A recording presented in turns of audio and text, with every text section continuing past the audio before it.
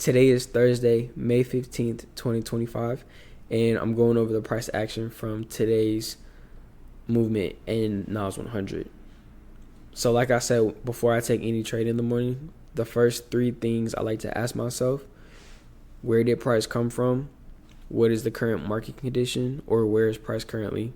And then number three, where is price most likely going to go? So when I opened up my chart on the 1 hour, one of the first things that I saw were these relatively equal lows. So I understood if price wanted to continue past our fair value gap right here, this would have been most likely the target. And then if price wanted to continue going bullish, I had this daily fair value gap mapped out on the daily. And you can see it's from this price leg down. That fair value gap right in between these two candles right here is back from, what day was this? February 24th, 2025. Moving back down to the 1 hour, another thing that caught my attention was this fair value gap that was left here on the 1 hour. We can see how when price tapped back into our fair value gap from yesterday's price action, we can see how the bodies closed right there on top of the consequent encroachment of this fair value gap or this imbalance. This equilibrium line gave us the impression that price was most likely going to want to keep going up, because if price would have closed past this equilibrium, then that would have given me a strong indication that price would have been seeking lower prices. Moving down to the 5 minute, we can see here at the 9:30 open, right here with this vertical line, price was just extremely choppy. It was just bouncing in and out of this 1 hour fair value gap that was marked on the higher time frame from earlier. Whenever price is extremely choppy like this, you want to stay out of the markets. Reason being is because your account will get chopped cheesed every single time. Trust me, I know from experience. I have blown thousands of dollars thinking I could out trade it, always thinking that the move was going to happen when it really wasn't, and I don't want you guys to go through that. So you can see here at the New York macro how price started spooling towards its draw on liquidity. Now there are other two areas of liquidity on the way to this daily fair value gap I had listed earlier. So we have this recent high sitting here from 2:30 during London, and then if you scroll back a little bit, you can see these relatively equal highs that were also left in London as well. And look what time price came out and smacked the first TP right at 10:10. Honestly at 05, but it really cleared it at 10:10. So you can see just how accurate these macro times can be. So if you guys were in the live stream from last time, I talked about how anytime price is consolidating or it is in a market like this, you need to be expecting an expansion, either bearish or bullish. So you can time it most of the time by using these macros. So you can see, I'm gonna review it again.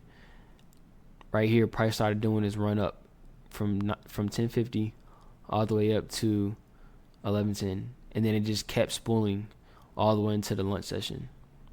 So now when it started falling out of this daily fair value gap, we can see here same thing, lunch macro, price started spooling and cleaning up the imbalance that was left on this run up. So you can see price broke down right here. We actually have a market shift resting right here. Mark that for you guys.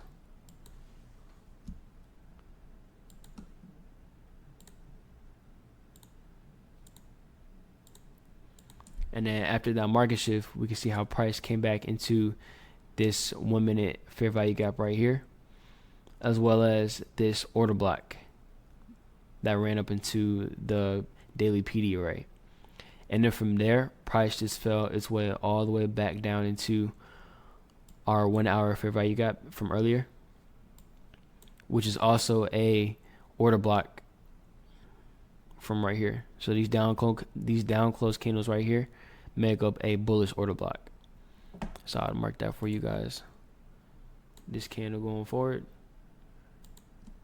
So this row of down close candles would also be considered a bullish order block. You can see the way price had rejected off of this area. Also keep in mind, look at the area that it wicked off of. area of equilibrium or the consequent encroachment of this 1 hour fair value gap. So you can see how everything is falling into each other, and it's so dope to see this, because when you're able to recognize these patterns, you'll be able to time your moves with the market and not be manipulated or tricked out of your spot. And you can see from there, price just reversed, and then it took out short-term high right here.